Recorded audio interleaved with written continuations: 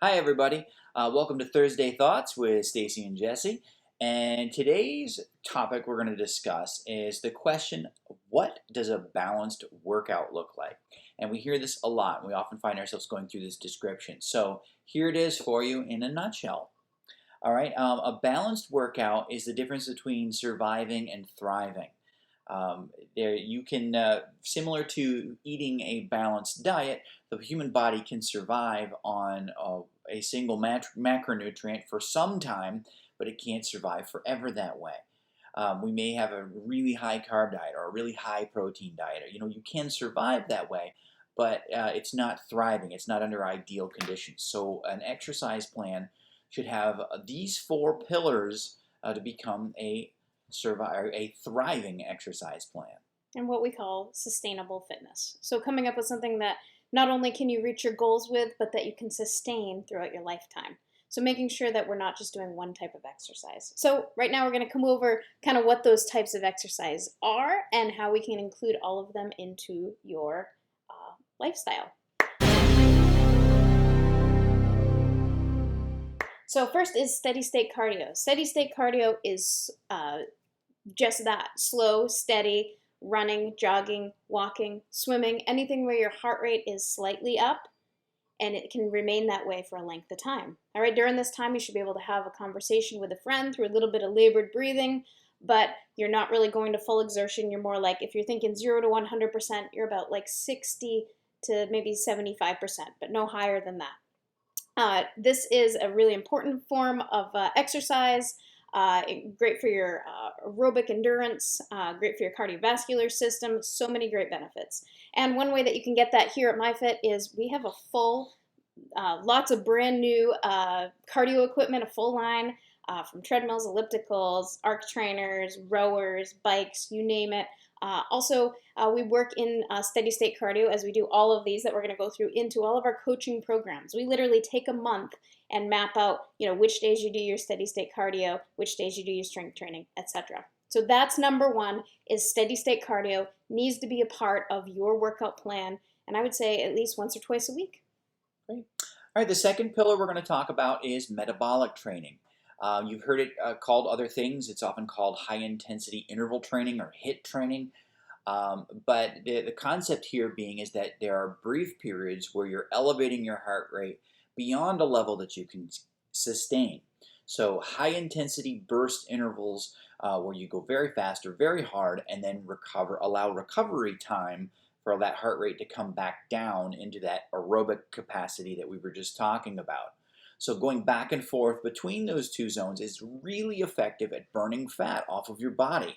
It's not only unlocking that fat as a fuel source, but the overall calorie consumption is really high by doing that. You need to make sure that it's done safely and in proper form, as it is an elevated risk from your steady state cardio, but it has a potential higher reward as well. And you can get that in any one of our classes. We really center a lot of our class instructions based on that interval style of training, where we're going to take some functional movements. We're going to go fast and recover, go fast and recover. And those are in any one of our classes. Yeah, and just the benefit of the class, just to add on to that, is that metabolic conditioning is really sucks to do it on your own. So having that class and having someone to push you, because you are pushing as hard as you can. So having that team with you is great to have there. So then next, number 3 is functional mobility. So we're talking, flexibility, mobility, pliability, making sure that we're giving our bodies time to recover properly, and working to move our body through full range of motion without restriction, pain, and with control. This includes, self stretches. Everybody knows the standard, yoga style stretches. We're holding that stretches for a length of time. All of our classes and coaching clients workouts always include a active dynamic warm up. So that's moving while stretching, things like butt kicks, high knees, things where we're moving and stretching. So we're not holding for a length of time. At the end of our workouts, we always prescribe those long, steady holds, maybe more yoga style stretches. We're holding for 15 to 30 seconds is the recommended time to bring your body back down. Now, if we're to do that in reverse, it's not as beneficial to our system and our goals. And then we always prescribe this within our workouts as well. We also, when I talk pliability, mobility, we're going to teach you how to use a foam roller. We're going to teach you how to use a lacrosse ball in ways you didn't think were imaginable, and sometimes can really, really help to target those sore areas. Also, band-assisted stretching and lots of different great new techniques, including flossing, which is not the dance, by the way, but we're doing some research on that. I can't do that dance. But so functional mobility. Number 3, super important. Take a rest day at least once or twice a week and make sure that you're giving your body this proper stretching and mobility pliability. 4th pillar, strength training. So you take the human movement system and you add resistance to those movements. When that resistance comes to the point where you're actually causing failure, where you can't lift anymore, can't do anymore, now we're strength training. We're adding resistance to human movement. Now, in doing so, this is kind of like the high risk, high reward again. The potential benefits of proper strength training are really substantial for bone density, muscle density. Strength training can also be fantastic for helping your body to keep an elevated metabolism and burning fat off of your body, to make sure your movement mechanics are correct and fundamentally sound to keep you active through the rest of your life. So it's really important to get that strength training pillar in your workouts. Being that high risk, high reward, it's important that you do it correctly so that you don't injure yourself. This is very commonly where people do injure themselves in an exercise program, is going too hard, too fast, too often.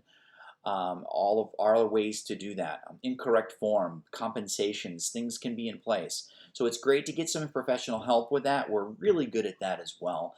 And we design programs for people, help them to identify any movement imbalances that they have, and prescribe corrective exercises to adjust those imbalances and develop strength training in a safe, long-term, sustainable way. Right. And also, I mean, if you have short-term goals, we're going to help you to get that too, but we're going to teach you the right way to do it.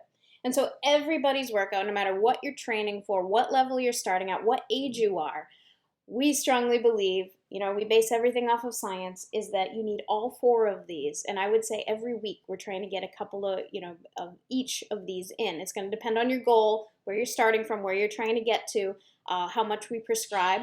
But again, this is what we do here. We take it to, I would like to say we take it to the next level as far as professional coaching goes, because we're going to help you to learn all of those, not only what you're doing, but why you're doing it and how you can get sustainable fitness in your life. So I think that kind of wraps up today's episode of Thursday Thoughts. Again, send us your questions for next week. We'd be happy to answer them, and stay tuned. Have a great day.